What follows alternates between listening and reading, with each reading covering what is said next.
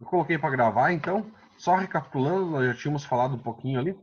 Na aula passada, nós começamos a falar dos setores, né? O primário, o secundário e o terciário, onde o primeiro, que é o setor primário, entra a questão de agronegócios, a agricultura, a pecuária, falamos também de mineração.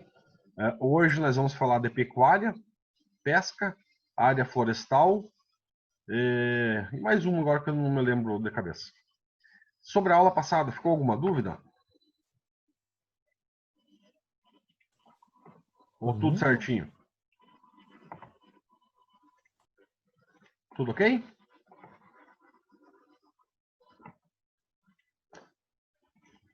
Beleza, então. Vou fazer assim, ó, vou compartilhar a tela com vocês.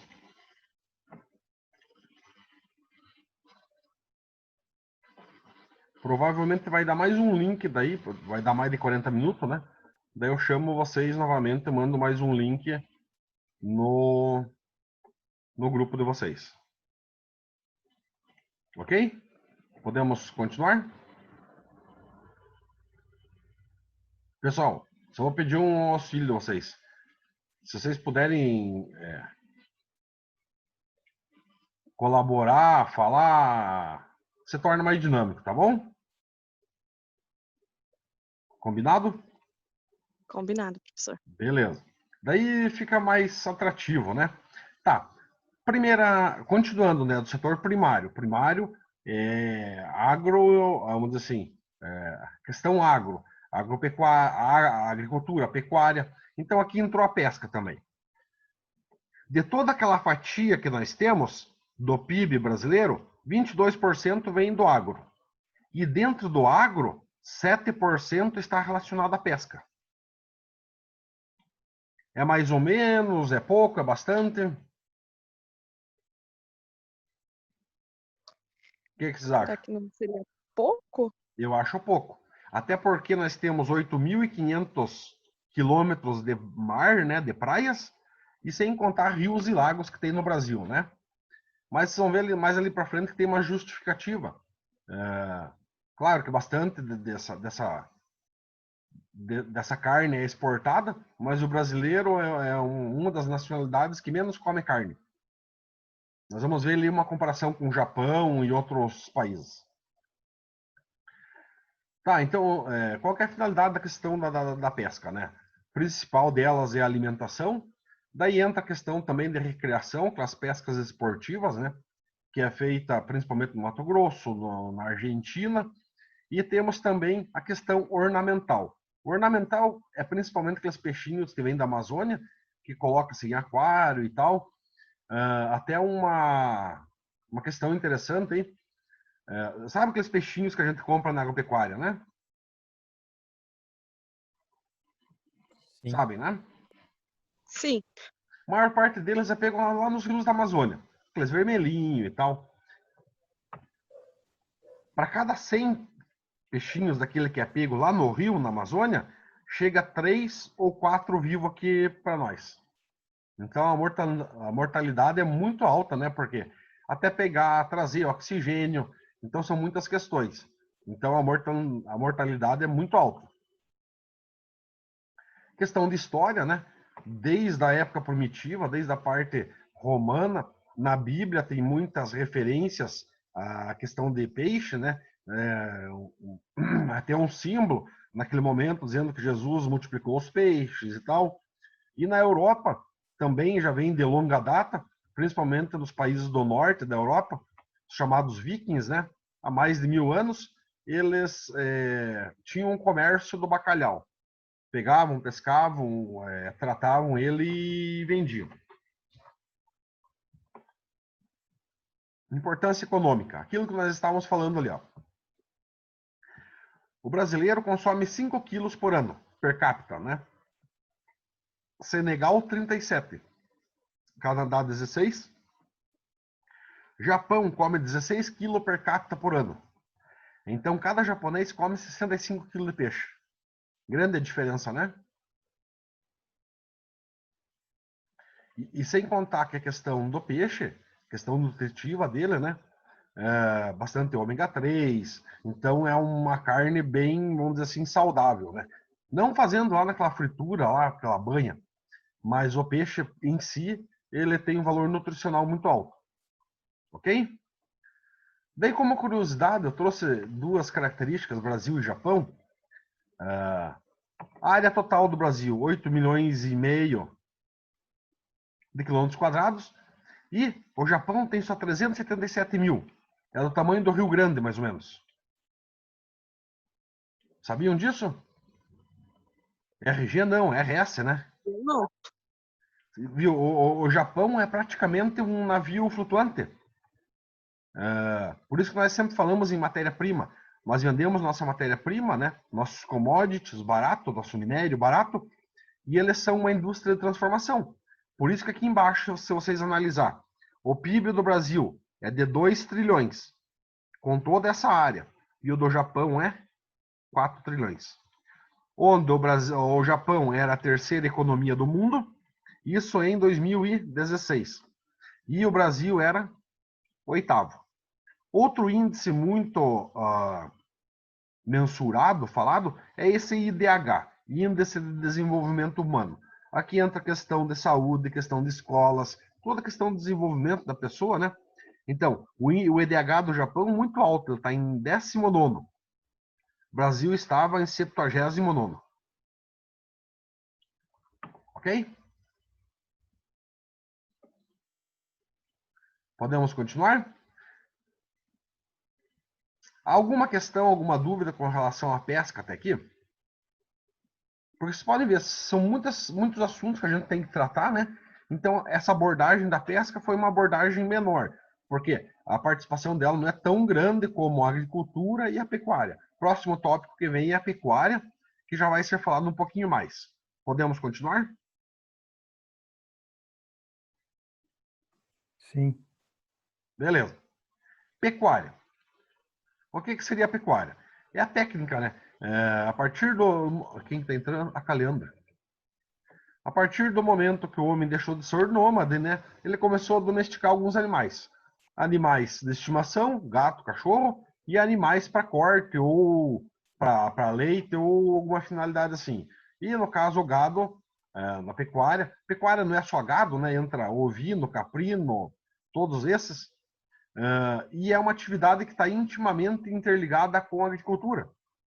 Concorda, seu Alisson, que a pecuária está intimamente ligada com a agricultura?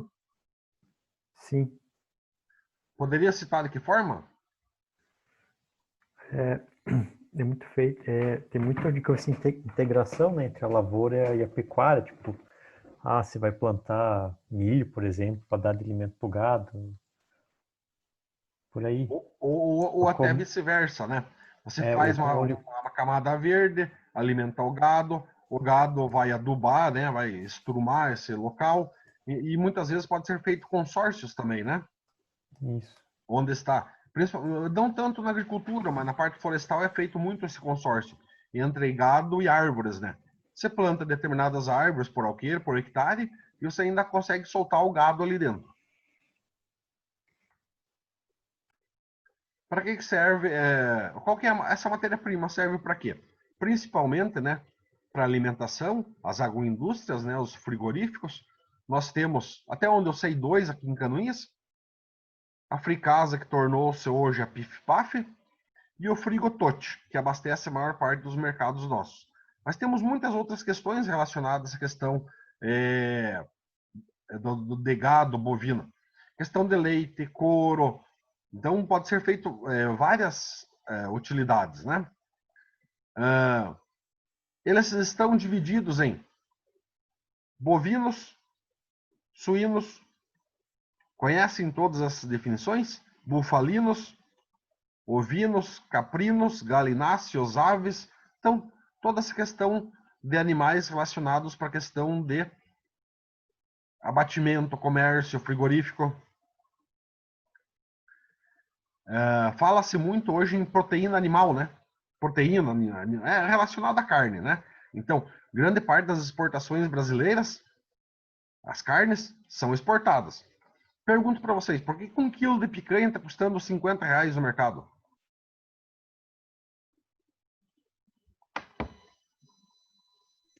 Boa pergunta. Eu sei um fator. Por quê? O europeu e o americano, além da moeda deles valer mais, eles conseguem pagar esse valor por 1 quilo de picanha. Agora vamos analisar assim, se, claro, nós estamos tirando a parte econômica. Vendeu por 50 para fora, claro que está gerando economia. Mas vamos pensar em nós brasileiros um pouquinho. Se não conseguisse exportar, o que esses criadores, esses abatedores iam fazer com a carne? De 50, eles iam ter que baixar para 25 pila para o mercado interno, senão não ia conseguir absorver essas proteínas animais. Então, o que comanda muito é o mercado econômico mundial, né? Tem muita influência sobre isso. Ok? Ok. Para que serve? Quer dizer, para que tanto que é utilizado? Pecuária de corte, né? O gado de corte é o abatimento para produção de carne, vai lá para o frigorífico.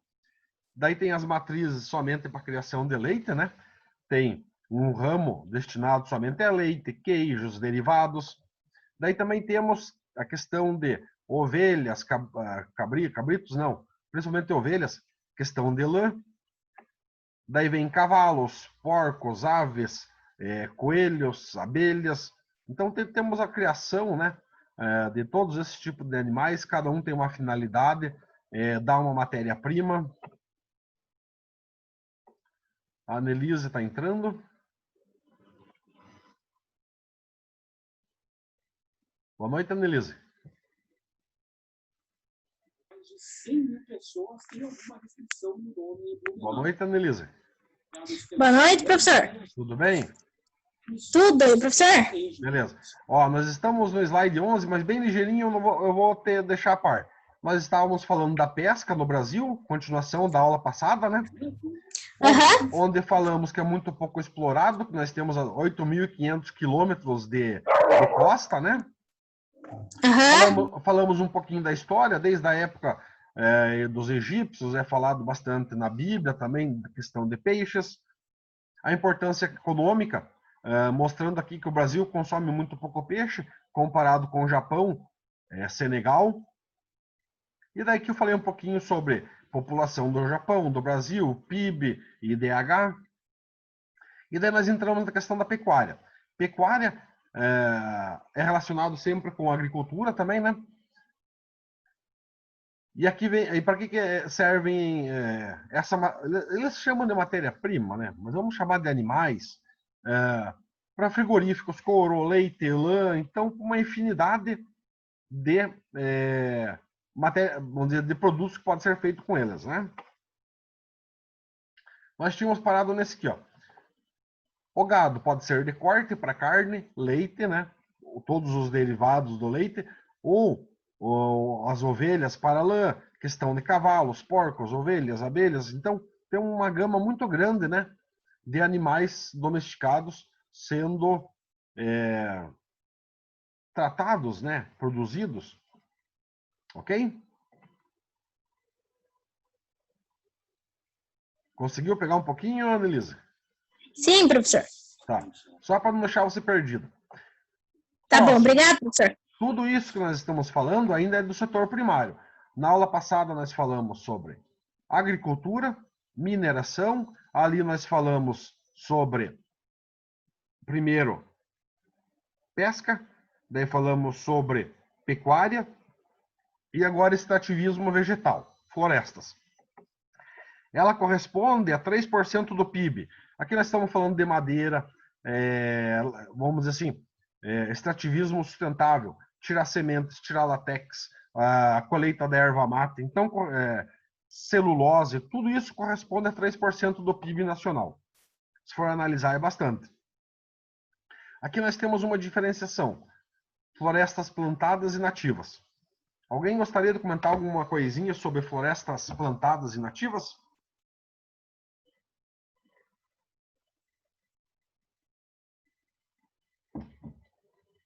Já estudaram alguma coisa a respeito disso? Eu não, professor.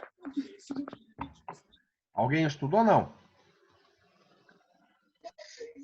Que eu me recordo, não. Tá, então provavelmente vocês vão querer que eu fale um pouquinho, né? Então, beleza. Todo mundo sabe questão de água, preservação do meio ambiente. A floresta, a da direita é uma floresta nativa. A da esquerda é uma floresta plantada. Então, analisando sobre esse ponto de vista, a qual que seria mais benéfica para o meio ambiente? A nativa, certo? Existem muitas ONGs, muita gente que é contra reflorestamento, principalmente questão de monocultura. Extensas áreas de eucalipto, extensas áreas de pinos. Eu vou falar como eu vejo isso, né?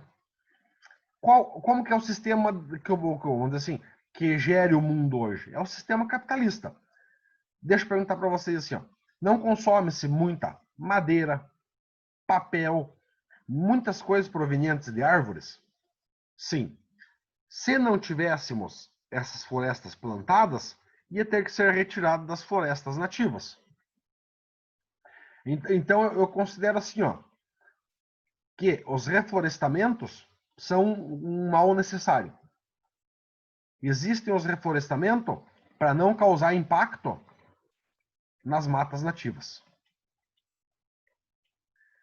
Só uma curiosidade, eu sou da área de celulose e papel também, né? Você pode fazer papel de tudo, para caatinga, embuia. Antigamente, tinha até para frente eu vou mostrar para vocês ali, tinha uma fábrica no Paraná chamada Araupel, ela fazia papel de araucária. Só que qual o impacto? Essa madeira aqui preserva mais a nativa, né? Preserva mais o ambiente, demora mais para crescer. Então, por isso que optou-se por essas reflorestamento. Ok? Tem uma denominação que eles chamam esses extensos plantios aqui. Vocês já ouviram falar alguém denominando assim, deserto verde? Já ouviram falar isso?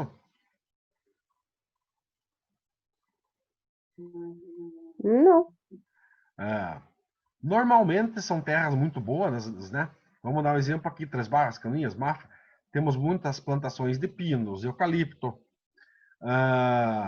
E principalmente quem estuda a questão econômica, as teorias econômicas, eles têm a ideia assim, ó, que se isso aqui fosse dividido em menores partes, ao invés de plantar eucalipto, o pequeno agricultor plantasse soja, fumo, a economia giraria mais. Então tem muita gente que é contra essa questão de reflorestamento. Mas como eu falei para vocês, nós temos os dois lados. População com quase 8 bilhões de pessoas, com o consumo que tem hoje, precisa também de matéria-prima, né? E sem contar que a produção das florestas plantadas é 3, 4 vezes maiores do que uma floresta nativa. Perguntas até aqui? Senão eu vou considerar que vocês estão entendendo. Continuando. Eu trouxe uma curiosidade sobre áreas de proteção ambiental, né? Essa lei aqui de 81, mas porém, quem conhece o IBAMA, ele foi fundado lá em 64. O nome dele era IBDF, Instituto Brasileiro de Desenvolvimento Florestal. Por quê? Naquela época tinha uma ideia que ia ocorrer um apagão florestal. O que seria um apagão florestal? Ia acabar a madeira. Por isso que lá dentro do IBAMA existem extensas áreas com pinos. Porque a ideia naquela época foi prover matéria-prima. Só que hoje, analisando pela questão ecológica, pela questão de preservação, já não atende mais, né? Depois mudou para IBAMA e hoje, se vocês verem, passar por lá, tá ICMBio. O que é ICMBio? Instituto Chico Mendes de Biodiversidade, né? Sabem onde que fica o IBAMA?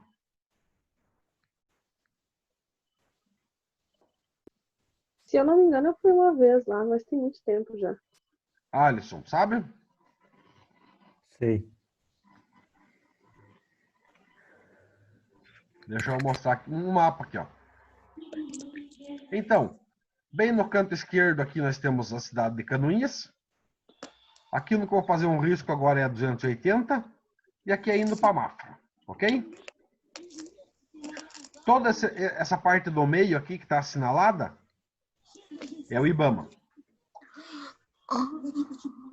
Cabe quase 2 canoinhas dentro. Certo? E do lado direito, quase na parte inferior, está escrito 23 ali. O que é esse 23?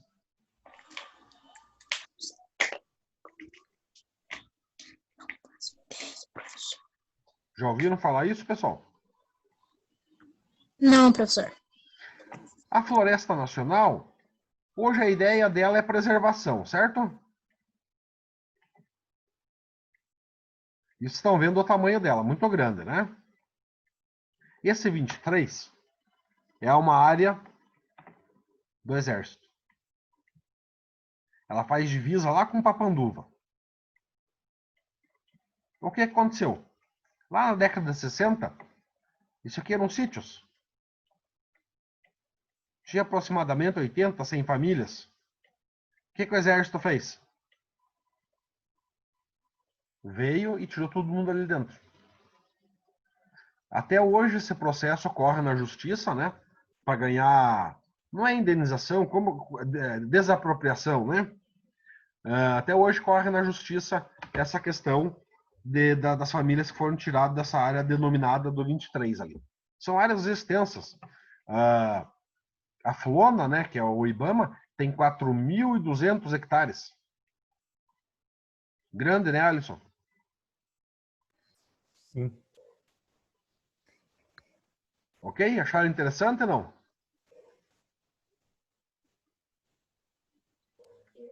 Sim. Vocês estão muito quietinhos hoje, gente. É o frio, professor. Tá bom. Vou continuar, então. As principais espécies, né? Aqui falando em espécies de reflorestamento, primeiro. Primeiro, o eucaliptus, né? Aqui eu coloquei SSP. Na agricultura, vocês também utilizam SSP, Alisson? Utiliza, mas assim, é bem pouco. Não lembro uma espécie que é usada, né? Que não. Na florestal é muito utilizado. Eucaliptus, SSP, pinos, SSP. Porque eucaliptus, como nós estamos vendo aqui, ó, existe 720 espécies, aproximadamente. Então, quando eu quero me denominar a essa espécie, utilizo lá Eucaliptus SSP e não, vamos dizer assim, não especifica certo a qual que você quer falar. Se eu quisesse dizer assim, ó, a área plantada de Eucaliptus SSP no Brasil é tanto. Daí eu não dividi Dune, não dividi Bentame, não dividi Uruguã, nenhum deles. Bonito esse eucalipto aqui?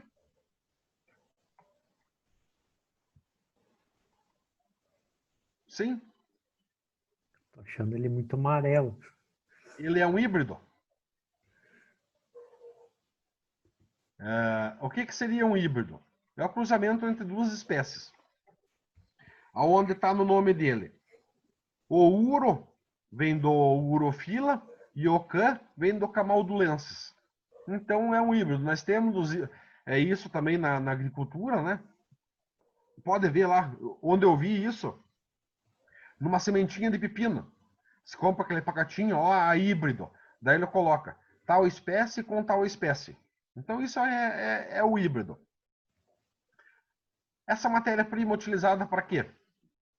Grande parte para celulose. O eucalipto é uma madeira de fibra curta. Os principais, grandes, urofila, saligna e dune.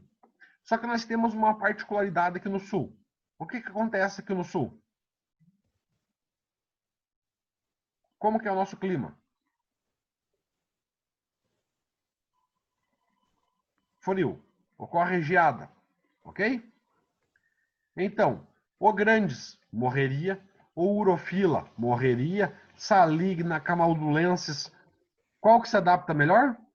O dune. Se você for ver hoje, 95% dos eucaliptos reflorestados pela Westerrock são dune. Mas existe um que está em melhoramento genético, que é o... Acabei de falar ali. A Embrapa de Colombo, Paraná, estava fazendo os primeiros experimentos. Depois eu lembro o nome. Então, ele quer dizer que ele é mais resistente à geada do que o Dune. Daí, madeira para serraria. A madeira do Grandes é bem bonita, bem avermelhada. Daí, para carvão, muitas espécies. E, ó, falta 10 minutos, eu vou chamar novamente vocês de novo. E principalmente o Citriodora para questão de óleos, né? E o que deu aí? Ok? Tá aparecendo a tela para vocês? Sim. Já me assustei. Tá.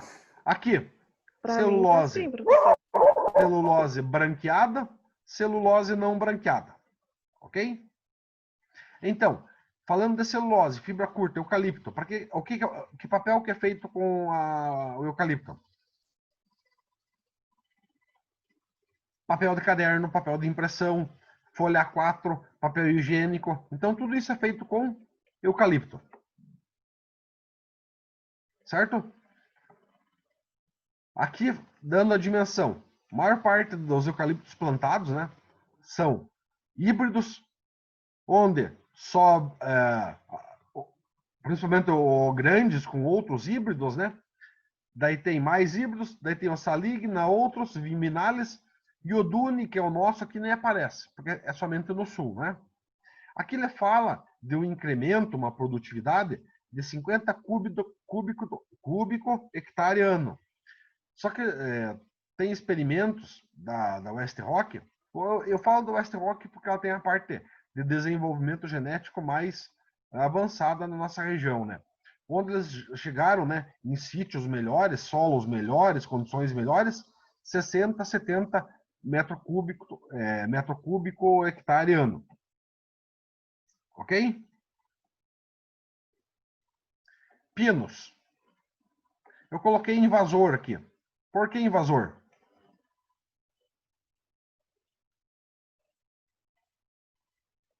Porque ele se alastra muito. Aqui eu dei o exemplo desse quadradinho, onde tem pinos. Depois de uma geração, aí, depois de 12, 15 anos que ele frutifica e solta as sementes, já notaram que tem os talhões e em volta está cheio de pinos pequenininhos? Ele vai se alastrando muito facilmente. Ali no slide anterior não falou, mas o eucalipto vem principalmente da onde? Da onde que veio o eucalipto? Não era do Brasil, ele foi introduzido no Brasil. Alguém sabe dizer?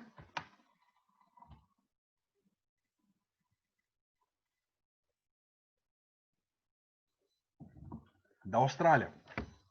Pinos, principalmente da América do Norte, Estados Unidos e Canadá. Vocês podem ver que nos filmes americanos, isso aqui lá é a floresta nativa deles.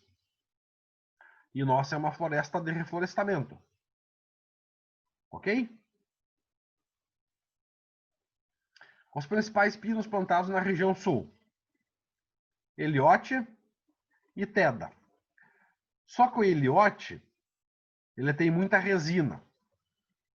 Então, na hora que eu for fazer celulose, o processo de cozimento e lavagem vai ser muito demorado.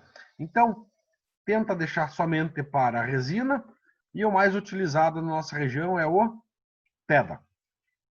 Daí eu pergunto, e a fibra? É longa, alta resistência. Aqui eu poderia fazer papel com araucária, porém, por questões ambientais e por questões de produtividade, o Pinus, o incremento dele é 2, 3 vezes maior do que o da espécie da araucária.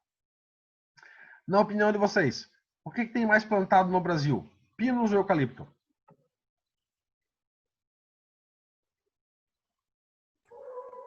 Pinos? Eu também pensava assim. Já vou mostrar para vocês. Aqui os pinos predominantes, né, na região sul, o Teda chega quase a metade, né, quase 50%. Daí pinos tropicais. Os pinos tropicais seriam assim, ó, principalmente Jaraguá, praias que tem um clima diferenciado do nosso, né? Tem que ser uma espécie que se adeque lá. Deixa eu fazer um mapa mundi aqui, ó. Aqui, América do Norte, Central, do Sul, que assim é o Brasil. Polo Norte, toda a Europa, Japão, África e Ásia. Como que vocês acham que é escolhido essas espécies para serem introduzidas em outro país? Ah, eu vou lá no Japão e acho bonita a espécie e trago para o Brasil?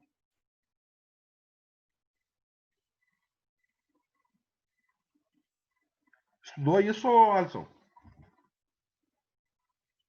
Não, não me lembro, sim.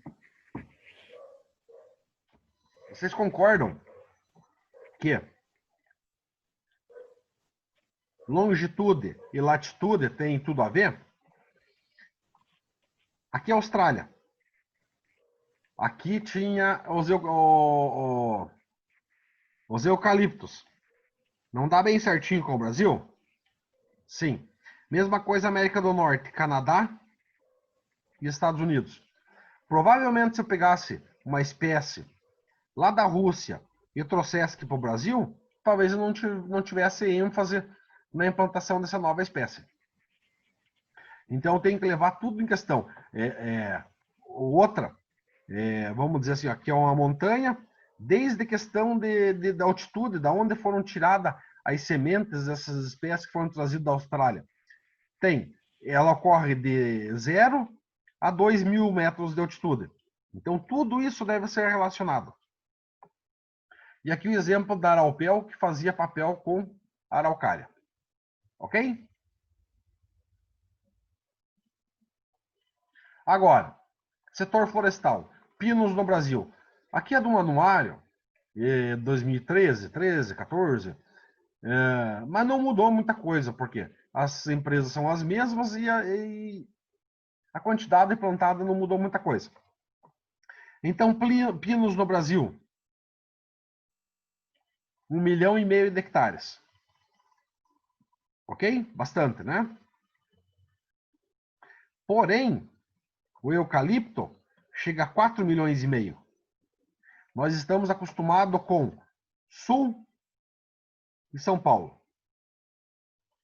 Tirou praticamente Sul e São Paulo, quase não tem pinos. É tudo eucalipto. Mato Grosso do Sul, Três Lagoas. Espírito Santo, Aracruz. Isso aqui são as maiores fabricantes de celulose, né?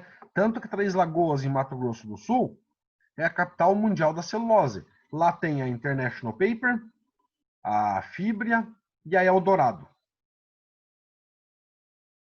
Já sabiam disso ou não?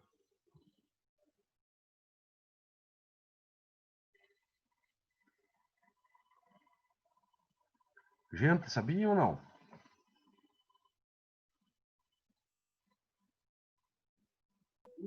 Não. Eu também não, professor. Então, tem bastante diferença entre pinos e eucalipto, né? E nós vamos começar a falar de nativas agora. Aqui entra a questão nem tanto de exploração, mas parte de conservação genética. Nós temos 1 minuto e meio, acho que dá tempo de começar a falar um pouquinho. Vocês já ouviram falar que a araucária, a bracatinga estão consideradas em espécies de extinção?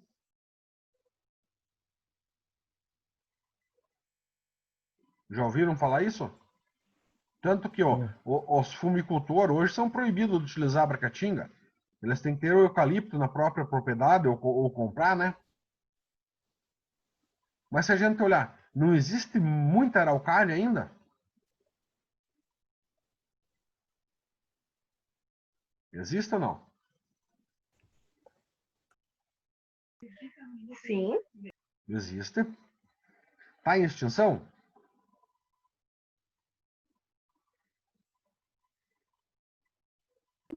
Sim. Aqui falta menos de 1 minuto. Então, para justificar, para argumentar isso, eu vou fazer no próximo link, porque senão não adianta começar já, né? Ele já está terminando. Ok? Ok, professor. Daí falta mais 10 slides, eu acredito que mais uns 20 minutos nós terminamos a aula de hoje. Daí. Só que tô achando vocês muito quietinhos hoje. Nas outras aulas também ficam quietinho?